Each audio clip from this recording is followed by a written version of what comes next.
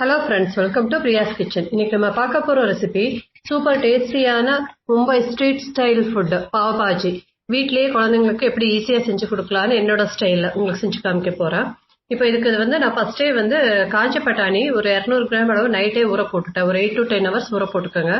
அதை ப்ரெஷர் குக்கர்ல சேர்த்துட்டு ஒரு பீட்ரூட், ஒரு 2 கேரட், அப்புறம் ஒரு 2 பொட்டேட்டோ இது ரஃபா சாப் பண்ணி சேர்த்துக்கோங்க. தேவையான அளவு மஞ்சள் பொடி, கொஞ்சம் காய்க்கு தேவையான அளவு உப்பு எல்லாமே சேர்த்து நல்லா ப்ரெஷர் குக் பண்ணிக்கோங்க. ஒரு 4 விசில் விட்டு எடுத்தீங்கன்னா உங்களுக்கு பட்டாணி வெஜிடபிள்ஸ் எல்லாம் நல்லா வெந்துடும்.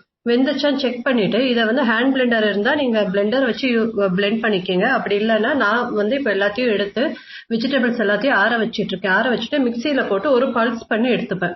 இப்போ மிக்சி ஜார்ல ஒரு 2 கைப்பிடி அளவு வெங்காயம், ஒரு 2 தக்காளி ரஃபா சாப் பண்ணி சேர்த்து இதை ஃபைன் பேஸ்டா அரைச்சு எடுத்துக்கலாம்.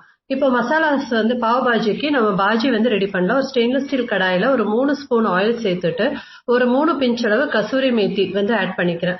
கிரஷ்டு மேத்தி லீவ்ஸ் இதை ஆட் பண்ணி நல்லா சாட் பண்ணிக்கோங்க. இதுக்கு காரமான மிளகாத்தூள், நல்லா ஸ்பைசியா இருக்கிற மிளகாத்தூள் 1 ஸ்பூன், ஒரு 2 ஸ்பூன் கொரியண்டர் பவுடர், கொத்தமல்லி பவுடர் சேர்த்துக்கிறேன்.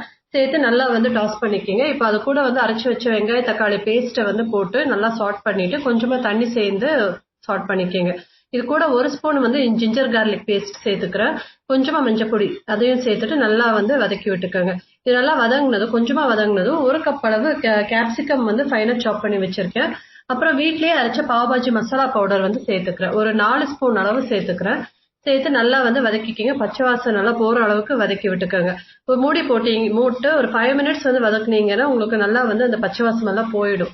போனதுக்கு அப்புறம் நம்ம பிளெண்ட் பண்ணி வச்சிருக்கிற வெஜிடபிள் பியூரியை இது கூட ஆட் பண்ணிக்கலாம். மிக்ஸி ஜார்ல கொஞ்சமா தண்ணி சேர்த்து அதையும் கலந்து விட்டு ஆட் பண்ணிக்கலாம். ஆட் பண்ணி ஒரு 5 மினிட்ஸ் கொதிக்க வச்சீங்கன்னா உங்களுக்கு சூப்பரான பாஜி ரெடி ஆயிடும். உங்களுக்கு உப்பு மட்டும் செக் பண்ணிட்டு உப்பு இந்த ஸ்டேஜ்ல உங்களுக்கு எக்ஸ்ட்ராவா வேணும்னா கொஞ்சம் சேர்த்துக்கோங்க. நான் கொஞ்சம் உப்பு இந்த ஸ்டேஜ்ல சேர்த்துக்கிறேன். சேர்த்து நல்லா கலந்து விட்டுக்கோங்க. லாஸ்ட்ல பட்டரை போட்டு இறக்குனீங்கன்னா சூப்பரான பாஜி ரெடி ஆயிடும். இப்போ இதுக்கு நம்ம பாவை ரெடி பண்ணிக்கலாம். ஒரு தோசைக்கல்லுல கொஞ்சமா நெய்யை கிரீஸ் பண்ணிட்டு பாவை இந்த மாதிரி கட் பண்ணி செட் பண்ணிக்கோங்க. ஒரு சைடு நல்லா ப்ரௌனா வர வரைக்கும் டோஸ்ட் பண்ணிக்கோங்க. இன்னொரு சைடு நெய்யை தடவி விட்டுட்டு நல்லா பிரஸ் பண்ணி ரோஸ்ட் பண்ணுங்க. திருப்பி போட்டு அந்த சைடுமே ரோஸ்ட் பண்ணி உள் சைடுல லேசா பாவ் பாஜி மசாலா ஸ்ப்ரிங்கிள் பண்ணிட்டு மேல 1 ஸ்பூன் அளவு எள்ள நீங்க போட்டு எடுத்தீங்கன்னா சூப்பரான பாவ் பாஜி ரெடி ஆயிடும். இந்த வீடியோ உங்களுக்கு பிடிச்சிருந்தா லைக் பண்ணுங்க, ஷேர் பண்ணுங்க, சப்ஸ்கிரைப் பண்ணுங்க. தேங்க்யூ.